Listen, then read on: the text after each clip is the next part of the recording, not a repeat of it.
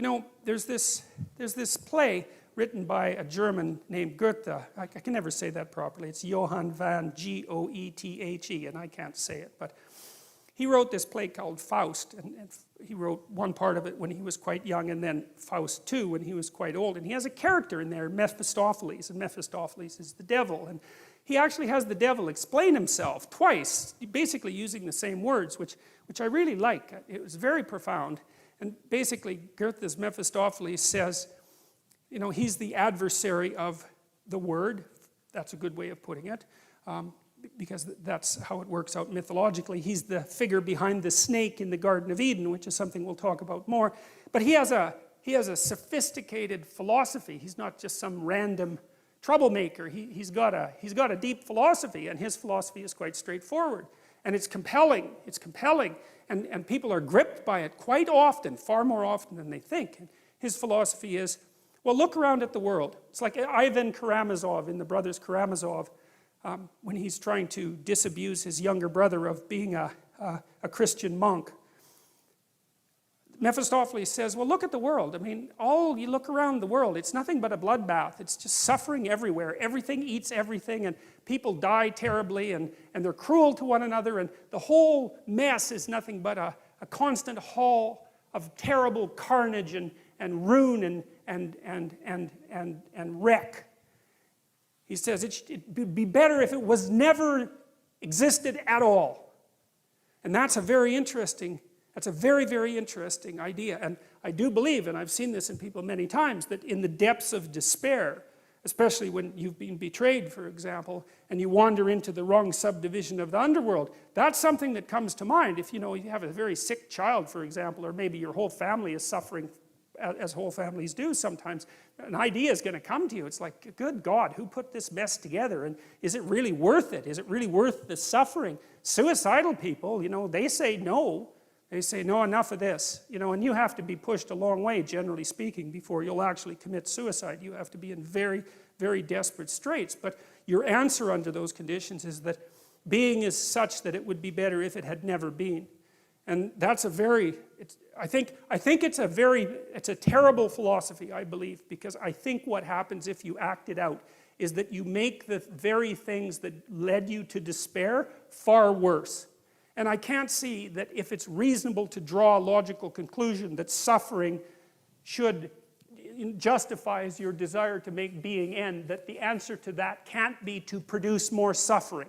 That just doesn't make sense. And my observation has been that people who act out the Mephistophelian philosophy inevitably make suffering far worse. And then that raises the other specter of, well, do they want being just to cease, or are they just out for bloody revenge at any cost? And my conclusion has always been is that the mask is, well, being shouldn't exist because it's too terrible, but the true motivation is I'm going to make everyone suffer as much as I possibly can before I say goodbye to this place.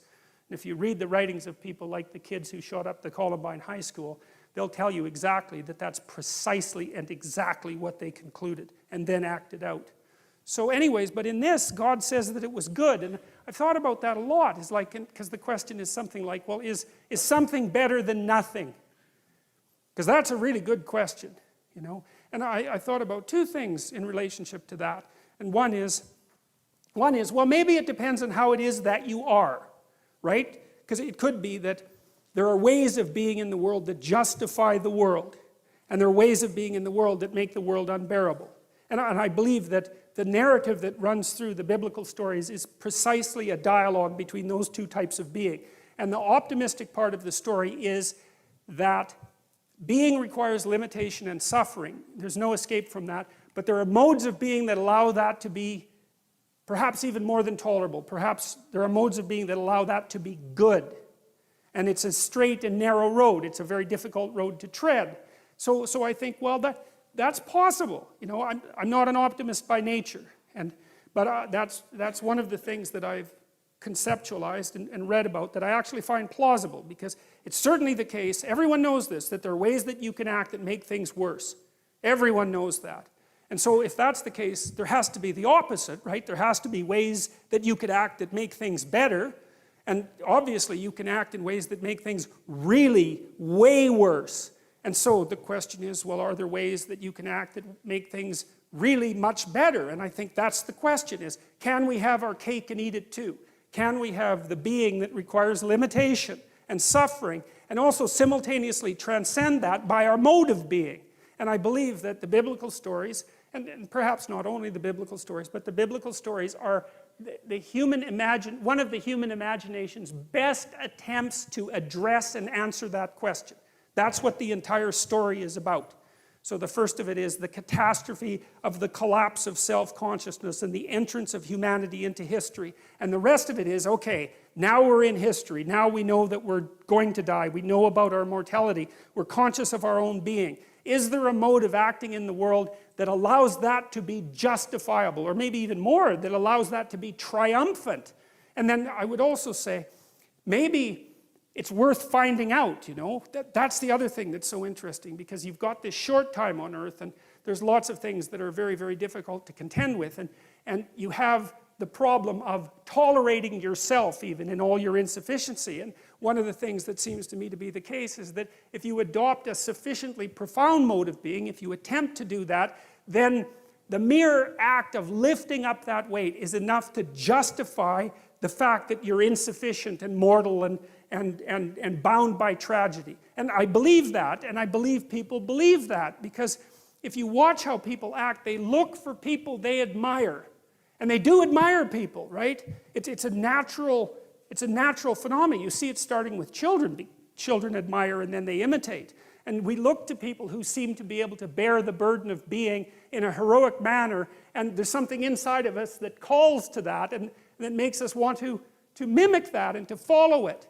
And I think that that's the deepest and most profound of instincts, and I think it's right. And even if you're not so convinced on the positive end, you know, because it's more difficult to be convinced of the positive, you can certainly be convinced on the negative end, because there are ways of being that are so brutal and so reprehensible that merely to read about them is enough to traumatize you. And I think that if you're a person who hasn't lost their soul completely, you can't help but encounter stories like that and shudder away from them. And, you know, Alexander Solzhenitsyn, who was the person who did most to unmask the absolute horrors of communist totalitarianism,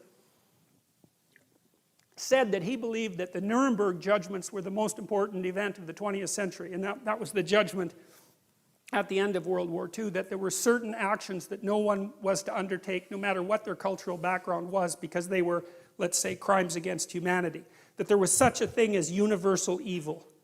And you can debate that, you know, I mean, and people certainly have, but the problem is if you debate that, then you have to say that there are conditions under which the sorts of things that happened, say, in the concentration camps, which would be the gassing of children after their torture and their forcible removal from their parents and all the terrible things that went along with that, that's just okay. It's just an opinion. It's just something that happened, and there are circumstances under which that's justifiable.